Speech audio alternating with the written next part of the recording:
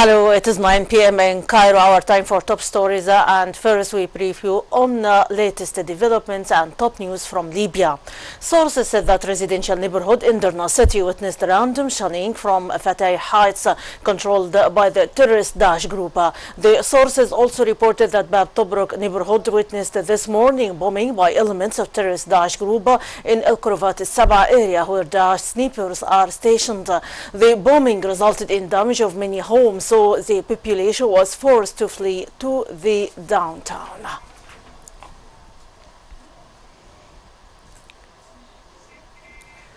Al-Jala Hospital announced that it received the bodies of 2 martyrs and a number of wounded people of armed forces during the 2 days of clashes in Benghazi city. The hospital noted that it received last week 8 wounded people from Al-Belidy district, including 6 cases received first and treatment and left hospital immediately. Moreover, the hospital received the bodies of 7 martyrs and 10 wounded people. Their injuries ranged from simple to medium from Belidy and Sabri district.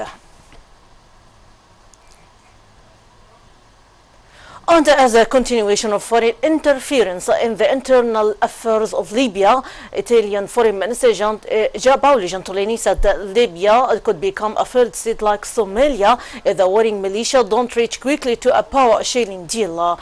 Gentiloni noted that the time is very important and the time is not extended without end, especially nowadays when presence of terrorist Daesh group in Sirte had alarming proportions. Italy has called for formation of a European force to enter Libya in order to stop spread of phenomena of illegal immigration coming across the Libyan coast within the framework of its infringement on Libyan sovereignty. Egyptian Foreign Minister Sameh Shoukry tackled with his Algerian counterpart during a telephone call the overall bilateral relations and means of supporting and facilitating them in the light of the close relations between the 2 countries. During the talks, the 2 sides stressed that the need to continue the work supported by the political track, which is sponsored by the United Nations, and combine the Libyan parties. Shoukry also stressed the importance of starting the implementation of the political agreement which was signed in July, especially this part that relates to the formation of a national unity government in Libya, adding that this will be in parallel with the efforts exerted to fight terrorism in Libya. And still in Libya, a container filled with the bodies of 49 migrants was unloaded from the Norwegian Frontex Coast Guard vessel today at Catania after survivors of the latest disaster had all disembarked. Migrants who have arrived in Italy say human traffickers based in Libya charged them between $1,200 US and $1,800 US for a place on the deck of boats. Those crammed in the hold pay about half as much as those above. The victims are believed to have suffocated in the water, lodged hold of a fishing boat, while those above deck, including 45 women and 3 minors, were rescued. The deaths, which occurred on August 15, are a grim reminder of how dangerous the passage across the Mediterranean Sea can be.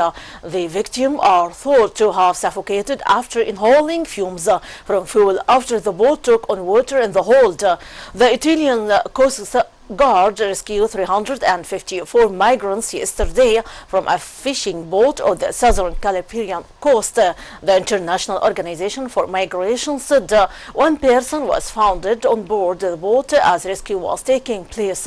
More than 2,300 people fleeing war and poverty have died this year in attempts to reach Europe by boat, compared with 3,279 deaths during the whole of last year. The Geneva-based organization says that the number of migrants who have crossed the Mediterranean so far this year is approaching 250,000 compared to 219,000 for last year.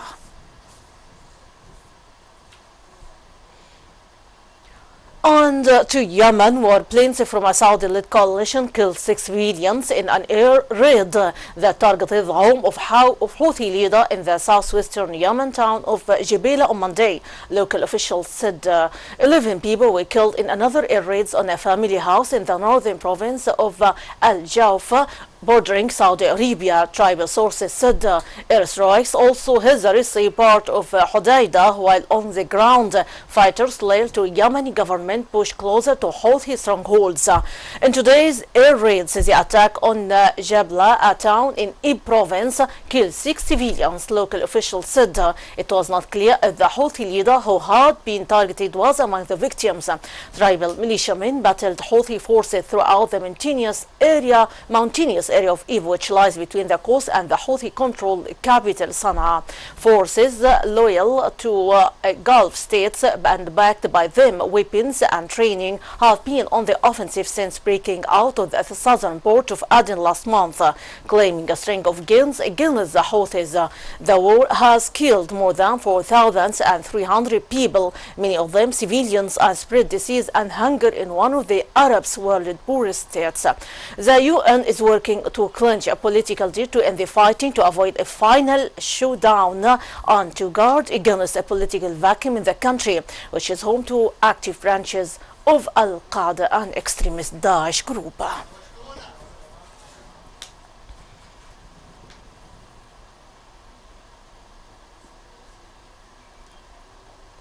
And to Iraq, Iraq's parliament today referred to the public prosecutor a report calling for the trial of former Prime Minister Nouri al-Maliki and dozens of other top officials over the fall of Mosul to extremist Daesh group last year. Lawmakers said in the most dramatic step yet to provide accountability for the loss of nearly a third of the country's territory, the assembly endorsed the report and that found security and political leaders responsible for the loss of the city. Their possible trial combined with Prime Minister Haidar al-Abadi's campaign to reduce Iraq's patronage system risks further polarizing Iraqi politics, but it could also help restore confidence in the government, especially among Sunni Muslims marginalized by Malik's decisive politicals, and rebuild a security establishment riven with graft and incompetence. Abadi launched an ambitious campaign last week aimed at transforming a system that has deprived Iraq of basic services while undermining government forces in battle against terrorist Daesh group. The panel's report alleges Maliki had an inaccurate picture of threat to the northern city because he chose commanders who engaged in corruption and failed to hold them accountable. There has been no official accounting for how Mosul was lost or of who gave the order to abandon the fight. Maliki has accused unnamed countries, commanders and rival politicians of blotting the city's fall.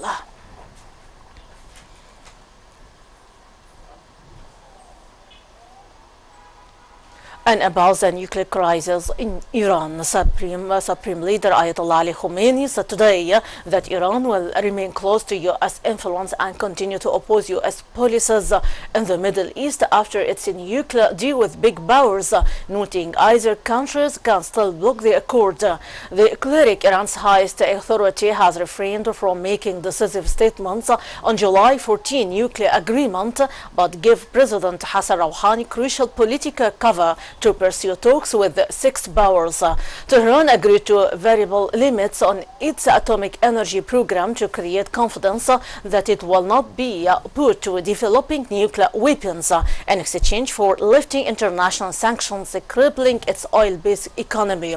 Most analysts see that chances of Khamenei's rejecting the deal are small so long as it passes through the U.S. Congress, where opposition Republicans aim to block it. But Khamenei has always dismissed the notion that the agreement could reconcile the Islamic Republic with the United States, its adversary since 1979 Islamic Revolution. If the deal is fully implemented, Iran's market of nearly 80 million people would be opened up to foreign investment after protracted isolation.